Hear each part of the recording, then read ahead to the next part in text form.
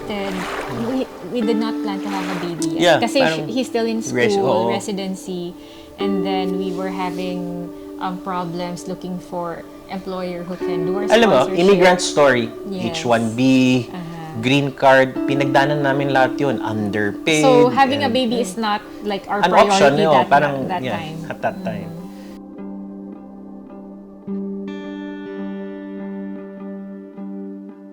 Pero after so many years, and I got my license, working on it for a long time. One day, before, that was 2 years ago, I think. 2 years before ago. I turned 30, sabi niya, let's try again. Let's try. Before 30? 40. Before 40. Sabi niya, let's try again. So we kept on trying. We went to doctors, and the doctor said, nothing's wrong with you. Yeah, you just have to take a 6-month leave from work. And we said, that's It's impossible. How can you do that, right? So we did artificial insemination at first, but it did not work out.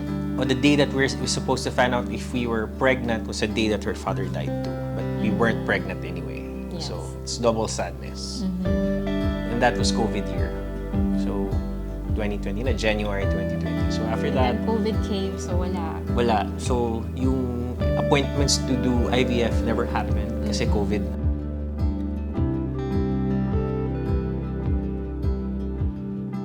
July 2021, we said, okay, let's try IVF. And then they said, okay, you have papers na. Let's start. Okay, tamang-tama sa cycle. Let's start tomorrow right away. So we started right away. Let's like 1 day decision. Let's start it. We started the next day. 1 month after, keep the long story short, takot to sa needles eh. So yung, di ba? So it was a struggle for us, both of us. Kasi Oo. siya yung nag-i-inject sa IVF like every day, di ba? Like, naghahabulan kami lagi. oh, kasi takot to. Naghahabulan kami. Umiiyak. 45 And the yun. medication from the fridge kasi you have to administer it within a certain amount of time. And for us, parang laging, oy, malapit na mag-expire, so you need to do it.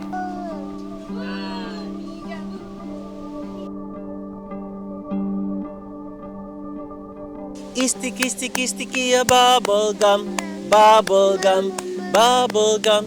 You know, when the day of harvest came, for our age, at 40 na, no? 40, at that time na, we had about 18 eggs.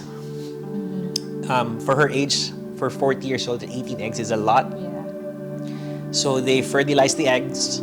That's the process for IVF. But only 8 fertilized, I think. And then they have to wait for a couple of days. Sa 8 embryos yung nag-fertilize, only 6 survived. On those 6 na yun, they figure out all were boys. So there are 6 boys, but 3 were really abnormal. So they had to discard. So there are 3 more. One they call segmental. It's hard to explain the technical terms, but it's like 50-50. 50-50 chance. There's a chance that the baby's never going to implant. The other one was a higher 50-50 chance, which you call mosaic, and then there's one normal. And that's Matisse. And that's what we had implanted right away, right? Yes.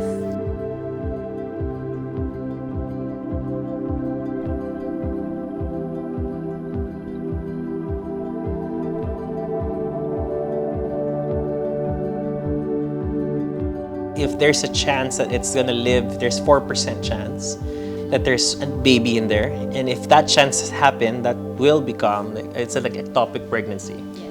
Right? So most likely it's not gonna live. So a week after, of course, we were grieving for a week. For 1 week. I don't think she wanted it na parang, just last, wala na, wag na. Because I told him I will try IVF but only once. After that, if it doesn't work, It doesn't work. no more. Paano kaya, no, kung may baby talaga? Yeah, on our way to the appointment, we said, Paano kaya kung may baby?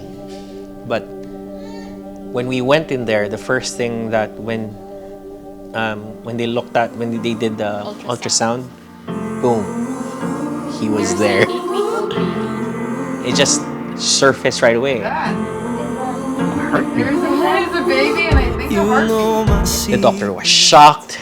We said, "Is this normal?" She said, "No, this is Oh my unusual." gosh, I'm so whatever it is, we'll take it. They apologized for they cost us like a week of misery, and the baby was there. It's happening. Oh my gosh. I'm so sorry that I had anything negative to say last weekend. Roller coaster of emotions for everyone. Everyone cried with us, laughed with us, and they're all here tomorrow. So, those people who really supported us. Only love would take me back again when I've been caught with blood on both my hands. There's no good reason that I could understand. It must be love. God knows it must be love. Kasi we're 40, diba? So we asked the doctor, sabi ng doctor, it was, everything is high-risk pregnancy. Like, there's no particular thing. So we'll treat you as a normal woman who's pregnant. Of course, diba? If you know that that baby was like, you waited for that baby for a long time, you would do everything to take care of the pregnancy and all that. But then, when you have just Control everything. you can control. There's gestational pregnancy, which you can still use the baby. You can have what do you call it? Preeclampsia, so, and you can have C-section. And the doctor was fighting hard, like, let's try to do normal delivery. So the doctor wanted to induce earlier. So there was one day we went to the doctor, and The doctor said, somebody canceled a slot. It goes by today, slot so there's pala. a slot tonight. So let's No, so for normal. For induction. Induction. So they did it that night. They said, let's do it tonight. So we went to the hospital. And we Because learned. I think the doctor wanted us to give birth earlier before the baby gets bigger. Love's running faster. Every mistake, every disaster. When I run away, love's running faster. Every mistake, every disaster. When I run away. Yung sa Pilipinas, it's a Yung ihihilot. Kasi the baby's head is here. still on the side. So, when I was in the hospital, nire-ready na nila. They were Para mag-epidural, checking, everything yes. like that.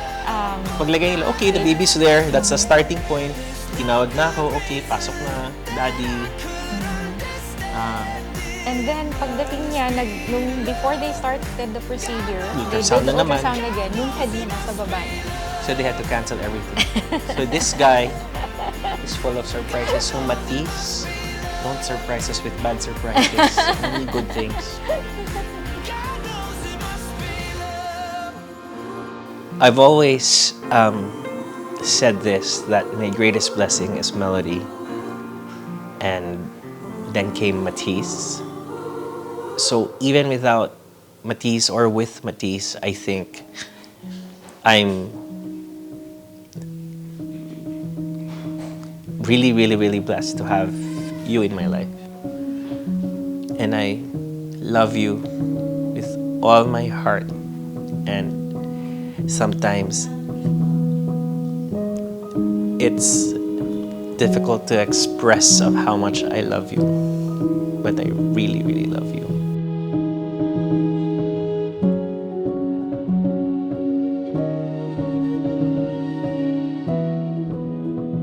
Well, you know how much we love you from day one, and I think when you grow up, it won't be smooth. There will always be differences in generations on how we express our love, but I'm sure we will always find ways how to meet on a certain level that we know that we love each other.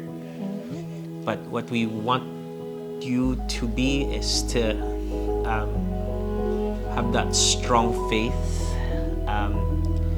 in God, and that's true to our experience with how He blessed us with you, and He will bless you with many things that you won't ever know. God loved us so much, and I know He does love you so much too. And you are a blessed boy, so we love you.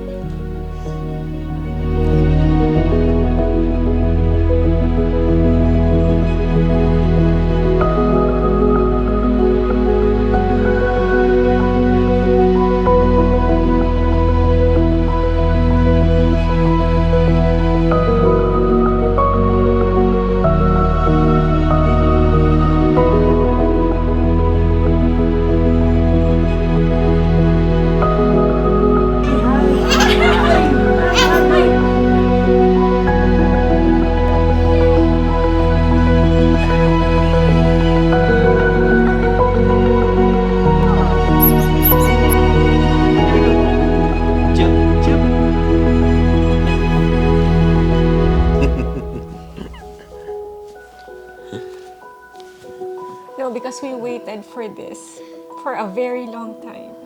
Yeah. And seeing him every day makes us so happy. And I told Jerry that I never felt this kind of love, not until I had him. Yeah. Right? It's a different Kind of love that it's unexplainable. yes. As a mom, as a parent. Well, same thing for me. It's that, I mean, we're super blessed to have him. Because when he was still in the womb of his mother, like a miracle baby. Yes, because the Lord really is the one who gave special gift to me and Jerry. And there was a lot of things that it has to be like a moment to remember how he was created and he was knitted in the womb of his mother. Very happy talaga ako. Ako talaga nag-convince kay Mean and Jerry na magkaroon kahit isang anak lang. Tapos nung malaman ko na buntis sila, si Mean, ako, sobra kong happy. Sobra kong happy. Happy birthday, Matisse. I love you very much. And I wouldn't trade you for anything else. Is it worth it? Sobra. Worth it. Cut.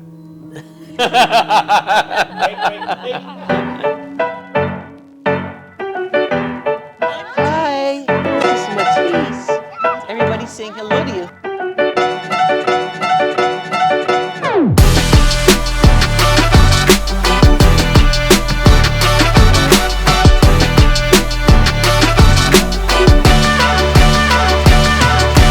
God, never seen a day like this. Finally getting that sun-kissed bliss. Good God, it feels like there's nothing missing. Filling my cup with some love in the kitchen. Cause I'm so sweet, super Sunday, over easy. Can't get enough of that good stuff. Gotta soak it up. Good days, good days, good days. Oh yeah, gotta soak it up. Good days coming through. Good days coming through. Good days coming through. Gotta soak it up. Long week. Again, with us, I can't express how much love and gratitude we have for you. I thank the Lord for all of you guys. This too is my biggest blessing, and you are wonderful because you have supported us in many ways. I just want to say thank you to everybody, and we're really blessed to have all of you in our lives.